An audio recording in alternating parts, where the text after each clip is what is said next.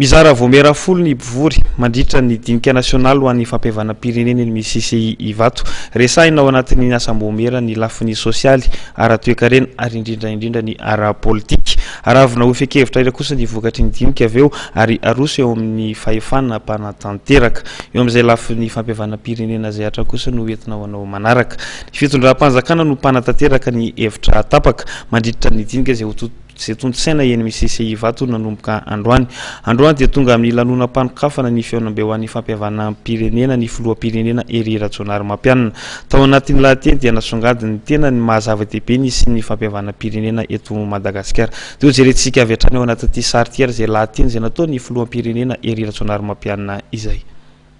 Mpandalan'ny fihavanana malagasy saingy ny ady la politika amin'ny nanapotika amin'ny fiarahamonina ny toe-karena hoy ny filoham-pirenena Ery Rajaonarimampianina. Ady la politika izay tonga hatramin'ny fanonganam-panjakana nitondra rantram-po, fahasimbana ara-kolontsaina, toe-karena ary sosialy. Manoloana ny zava-misy, nisy ny antsoavy nataon'ny filoham-pirenena Ery Rajaonarimampianina. Novidinareo filohan'ny Repoblika ny tena hiantoka ny firaisan-kina-pirenena sy ny fitandrona ny fiandrana-pirenena. Raisiko ho adidy androany ny miantso anareo mba ampijanona ny ady la politika tsy misy farana zay mamotsy ny firenena sy ny taranaka faramadiny.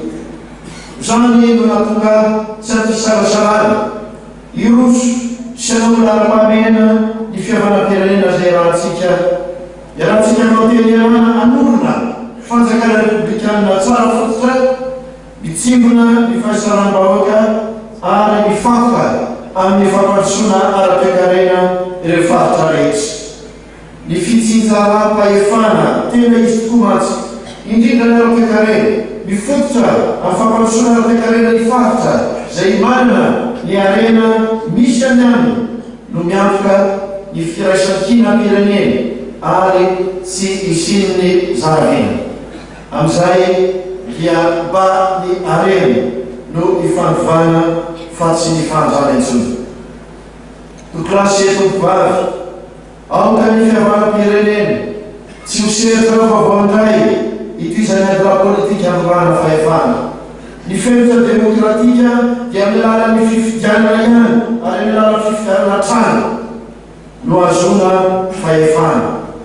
Sarotra hoy ny filoham-pirenena nizotra ny fampihavanam-pirenena ka miantso ny malagasy ho tony ary iaina amin'ny fihavanana sy fitiavan-tanindrazana ny tenany. Laza ihany koa filoham-pirenena fa tokony akalesona amin'ny tranga teo aloha isika. Tsy mpifahavalo izy ny malagasy fa ny fantrana ny fahavalo iraisany. Koa heverina hoy ny filoham-pirenena Ery Rajaonarimampianina fa fiaonam-be nasionaly ho an'ny fampihavanam-pirenena no hanome vahaolana amahana olana samihafa.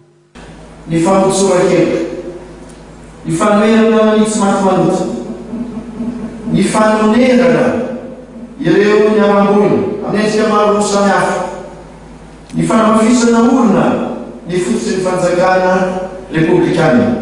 Matoka fa izotra atsakany sy andavany ny dinidinika zay ho ataontsika eto.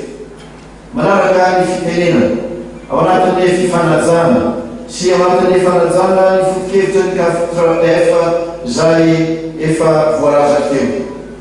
Manametoka fa tsy maintsy ho jerena ao anatin'izao fiainam-be zao ny mahakasika ny olona rehetra zay mbola voakety na migadry sy tsy tanteraka ny fahalalahana no ny antony ara-politika.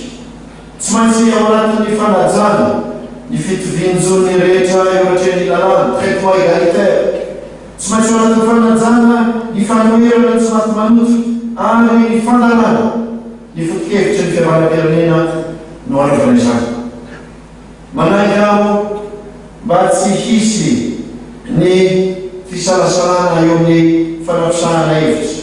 Fa mba hisy kosa ny fiaraha-mientantsika malagasy ifanampy sy ifametana. Manantena aho mba hiaina ao anatin'ny fitoniana amin'izay ny vahoaka malagasy tsy vaky.